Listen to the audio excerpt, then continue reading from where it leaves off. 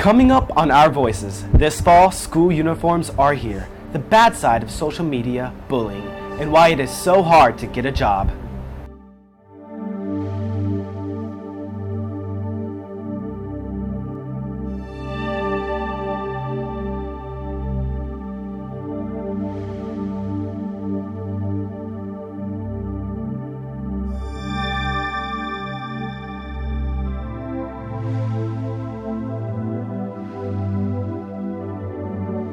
Hello, I'm Nicholas. I'm Abby. I'm Lexi. I'm George.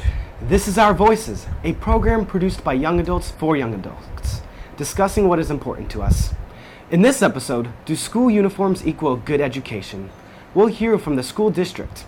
There are ways to protect yourself and not to be a target for online bullying.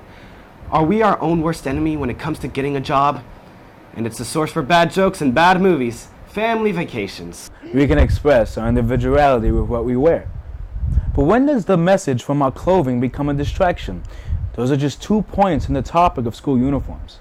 And the Volusia County School District approved a school uniform policy that goes into effect this next fall. The current dress code that we have in place is not being enforced. And the board thought, well, maybe this could improve morale with our students. They could show their pride in their school. Maybe it could stop bullying. Maybe it would level the playing field for students who don't have the same incomes. So there were lots of reasons why the school board is considering it.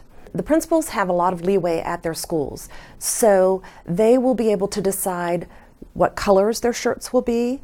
They'll be able to decide one day a week where they can not have the dress code in place at all. For instance, if you have a school spirit day, or if there's a football game that day, or if you want to dress in your favorite college jersey, those will be permitted one day per week. We also are allowing the principals at the high school level to allow our ROTC kids to wear their uniforms, to allow students who are in academies, maybe it's a culinary academy, to wear their official shirts for that.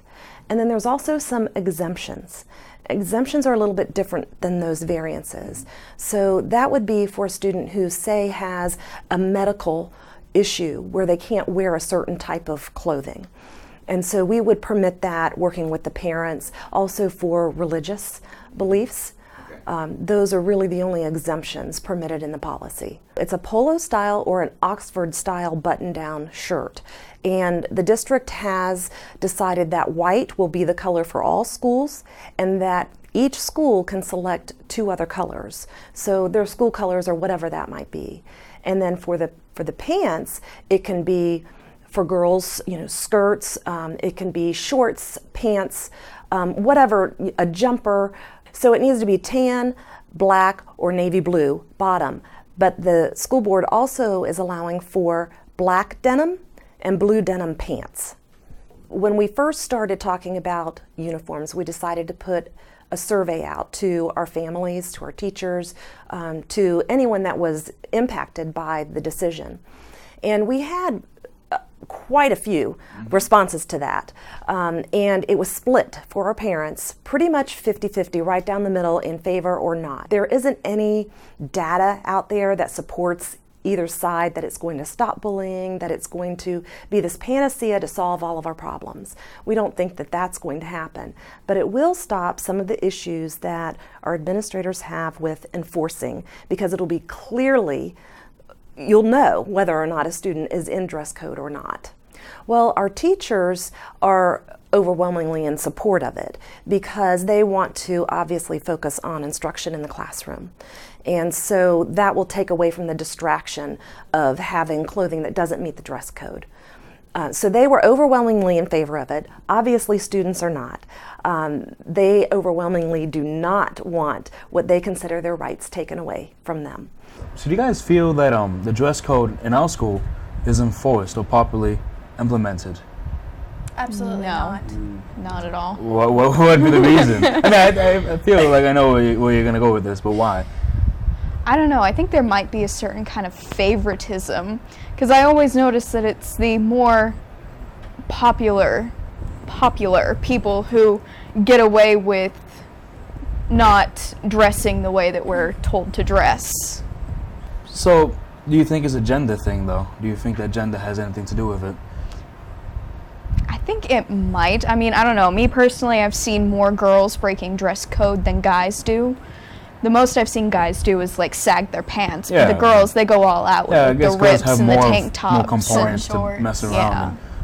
All right. I see girls in belly shirts. I thought like up to here, and I'm School uniforms, the whole idea is that school uniforms will sophisticate a man and make a lady proper. I don't Do you necessarily believe- agree with those I either. don't believe either, but what do you...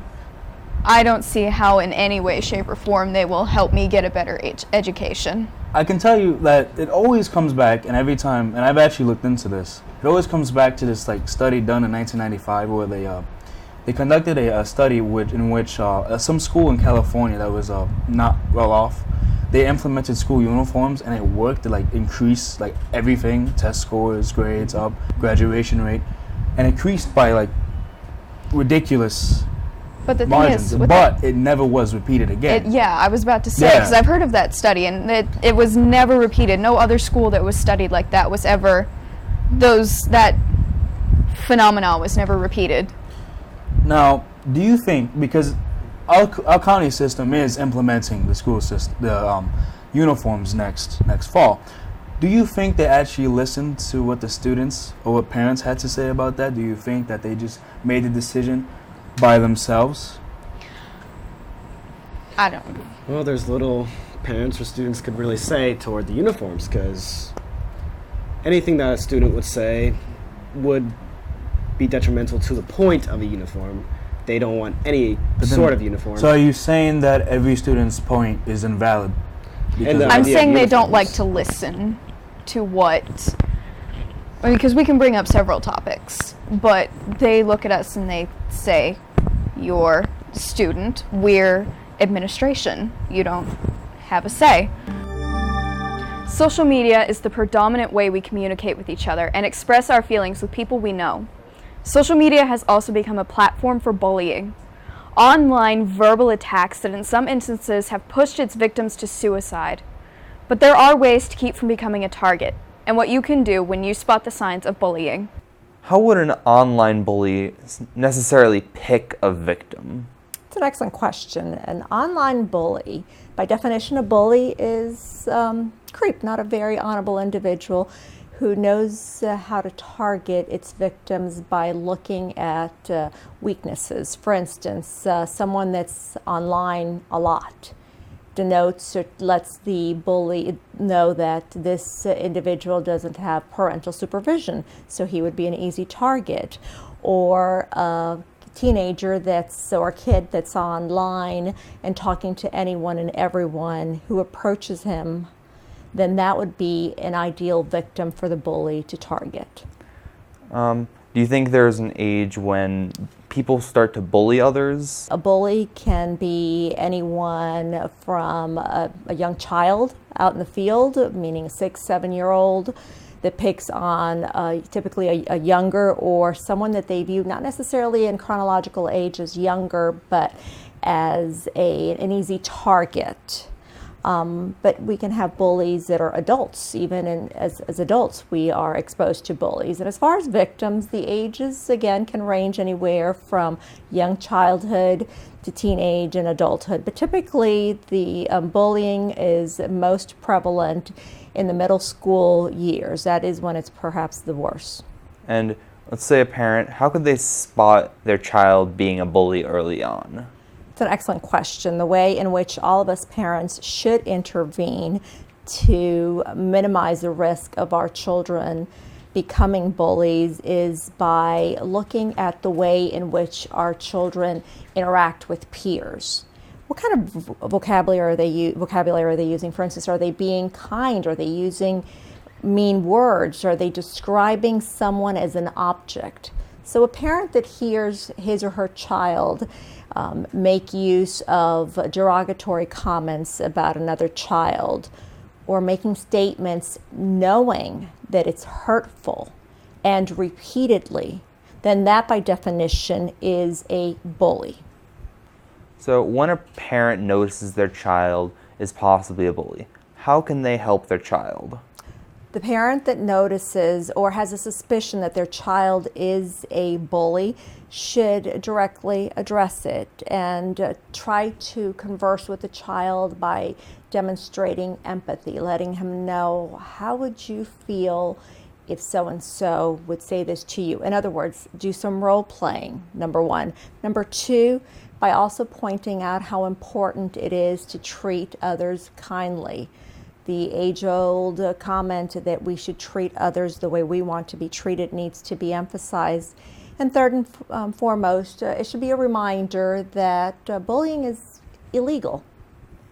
If nothing else works, then the bully would know that there can be legal ramifications to his or her bullying.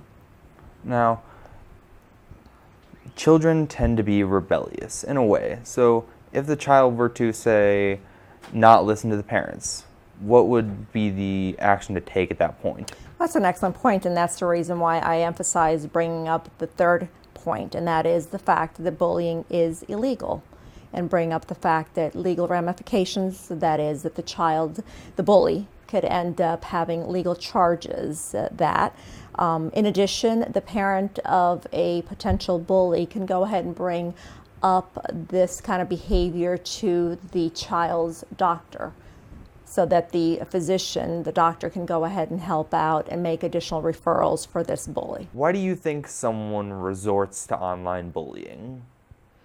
Probably because, they've already been bullied in real life, so as a way, not because they're trying to be a jerk, but as a way to ventilate, to let it out, they choose to do it online with somebody that they don't even know, because, they're probably thinking, what's this person going to do to me? Why do you think someone would want to go along with a bully? Probably because they're scared that they might be the next target if they don't agree with what this person says. That's true. Yeah. And what could someone do for themselves if they're being bullied? Well, the best way to deal with bullying when it's happening right there, the best way to deal with it, in my opinion, is to ignore it. You see, you'll find that as soon as you stop caring about it, you won't be affected by it anymore. And a lot of us have mental issues, body image, bad body image, and someone picks on that. What do we do? Honestly, it takes a little bit of work, but the best way to deal with it is just to finally let go of it.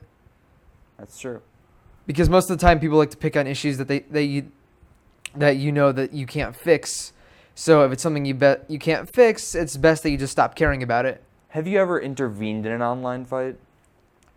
I've never intervened in an online fight, but I have intervened in a couple of real fights. Not like fist fights, but verbal. Yeah. Okay. Like verbal. You see, what I did was there were two of my friends. You see, they weren't getting along on that day. So what I did was I pulled one of them aside, talked to them about why he was feeling this way. Then I talked to the other one why he was feeling that way, and then I found a way to kind of like arrange it that I found a way where they would both be forced to talk to each other, and then I would give my input as to, to like think of why they're fighting rationally. So do you guys think that this level of anonymity that social media provides helps this platform for online bullying? Well, absolutely. It's so much easier just to attack others when there's no way to directly attack you back. You're hiding behind a computer screen as well. Yeah. So what effect, obviously we know it drives people to suicide, but what effect do you think it would have on others who know that they could have helped? Because social media is generally on public. You can see these things, and people could help. Well, guilt can completely ruin a conscience. Say you had a friend who wanted help and he was getting bullied and you feel you didn't give adequate, and I know someone that has gone through this, adequate, support, and then they ended up ending their lives. You almost feel responsible as if you were the one, making the messages. And it's absolutely horrible to go through. It's not a question, but I had to bring up a very interesting point to me too. Adults do this. Can you believe that even adults will hide behind computer screens and bully people? We're all immature. We're all humans. So it's not surprising. I've had it, not even anonymous people, I had it within my own family, like directly. So it's just kind of I mean, it is what it is, but I mean, and that's kind of like very discouraging to say, because as if we're not going to do anything about it, as if we're just going to leave it the way it is. So what steps would you guys personally, if you found yourself in a situation like this, what steps would you take to either end it or stop it? If I was counseling someone, I'll let them know that they are them, and they only know who they truly are, and they're the person that says where their life is going to head. No one, especially no one behind a computer, anonymously, especially, can tell you who you are. No one can really beat you down because they don't even know you a lot of the time. And if they're going to come online to harass you, who are they anyway? Exactly. Now, if I'm being bullied, I usually keep it to myself, but I find, I have outlets like poetry and acting and stuff, but I mean, I just counsel myself. How about you guys? Yeah, I've never personally been in the place of being bullied, but I feel, knowing myself, that I wouldn't seek out for help, and that would be the downfall. It actually, because I have been bullied, and it does things. It makes you introverted, and you don't want to put yourself out there, and you don't want to speak about it because it's something that you think that no one else feels. It's probably not a topic you really want to talk about with anybody else. It's not a topic that normally comes up. Nick's the only one that hasn't spoken. What are your thoughts on this, Nick?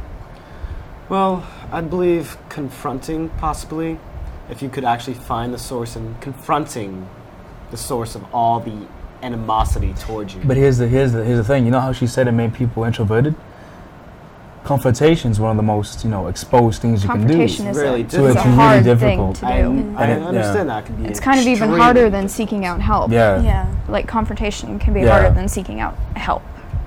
Either way, it's a terrible thing that unfortunately happens on an everyday basis. On an everyday basis, and it happens to people we know and people we love, and it's very, very sad that people in our society would resort to that. Yes. And there are people who can help. Never believe that you are alone, because there are never people believe out that you there are that will alone. help you. There is help everywhere. A lot of us hold down part-time or full-time work, and once we've graduated, some of us go straight into the job market. But trying to lock in a good job with decent pay can seem impossible when you're fresh out of high school. Still, what could be seen as a disadvantage because you're young just might put you at the top of the "you're hired" list. A lot of employers really tell us soft skills. That's arriving on time, communication skills, teamwork, adaptability, problem solving, conflict resolution, just having self-control and emotional intelligence, being able to manage your time, having a positive attitude, and of course good work ethic. They can teach anybody to do a job, but to teach somebody to come in on time and actually work and take it serious, that's something that they really can't teach.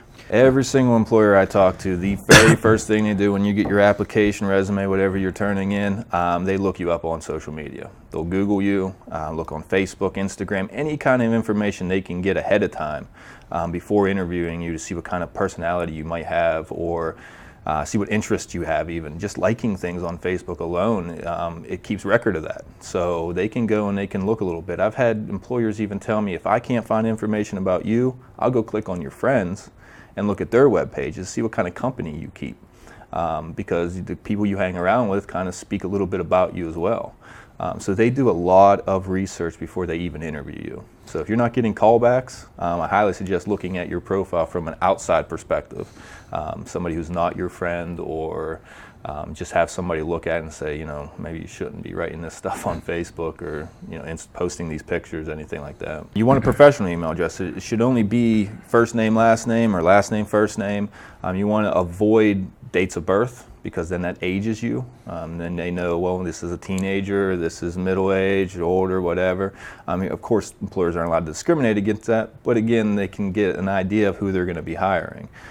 We've had students with crazy email addresses, with swear words in it, numbers that mean things that people know. And that's not something. I know a guy who specifically, he collects resumes and he does the hiring for a company. The very first thing he does before the social media research is he looks at the email address the resume is coming in from. If it is not your name, he doesn't even look at it. Experiences, education, and then your skills and abilities. Those are the 3 top sections. And a lot of teenagers don't have work experience. They never held jobs before. But one of the advantages they have is they can volunteer places. Especially if they're interested in something like TV production or something like a veterinarian. They could go volunteer at an animal shelter and get an inside look of what people do day to day. Make sure they want to do that for a living in the future, maybe as a course of study. And they also gain experience that they can put on a resume, volunteer experience. In fact, volunteer experience looks better than work experience sometimes because you've taken the time out of your day for free to help a organization or a nonprofit or whatever it might be. So it shows that you're active. You're not going home and sitting on the couch playing video games all day. You're getting out in the community, meeting people, networking, all that. Well, being young, you got more energy. By far, you're ready to rock and roll all the time. The older people kind of don't have as much energy, so you have this drive and this passion to do it. And a lot of people, in a management perspective, they like to see that and they want that. So if you have somebody and a lot of energy and willing to work, you definitely have that as a strength going for you. Technology, everything is technology now, and they're immersed into it. So iPads, I know there's a restaurant around here that if you want to be just a waitress, you have to know how to use an iPad. There's no more writing down. There's some, of course, that do it, but knowing that technology, knowing how to operate those systems is a huge advantage for their age. Because a lot of the older people need to go to training for it, while the young adults and the teenagers, they already know it. They've been using it forever. I know we talked a little bit about the bad parts of social media, but that's also a good thing too, knowing how to navigate those systems. That's how people market. That's free marketing nowadays. There's jobs out there just to be a social media advisor. I know an individual who that's her job, to create Facebook pages, to get likes for that, to promote them through social media outlets. So they already know how to navigate those in the new and upcoming apps and the different social media platforms. That's one for sure. Commitment to efficiency. Teenagers like things to work, and they like them to work good. If things don't work, they won't use it. So they know they have a commitment to efficiency, and that's what they're looking for. They can help you make things work efficient for especially their age demographic. So in the interview, the guy said that jobs look for people with experience. Now, this could be kind of difficult for high schoolers because they're so focused on school and whatnot. Do you think that's fair? Well, the way I see it is that we're supposed to start at the bottom, and meaning we're not supposed to have experience, really, besides school. And so, yeah, we gotta start off, and obviously, we have to work. So we had to start off, minimum wage job at McDonald's, all right. Then you work your way up, and you get experience. You pay your college debt, even though that may take 30 years. But you pay your college debt, you work, you get your degree, and do what you need to do to advance to the field you want to advance in. Exactly. Going off what George said, it depends on the kind of job that you're going after too, because as young adults we mostly go for the minimum wage jobs, which don't really require a lot of experience, because McDonald's, that is a good first place to start. So it all depends on the kind of job that you're going for. Like obviously if you're going for the high-powered, high-paying job, immediately you're not going to get it. Yeah. So you have to start out small.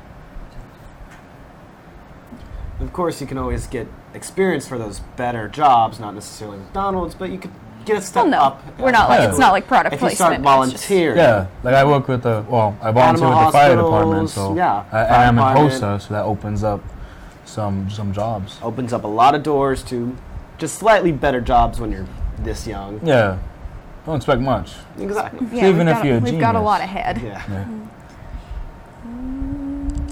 I don't have a question.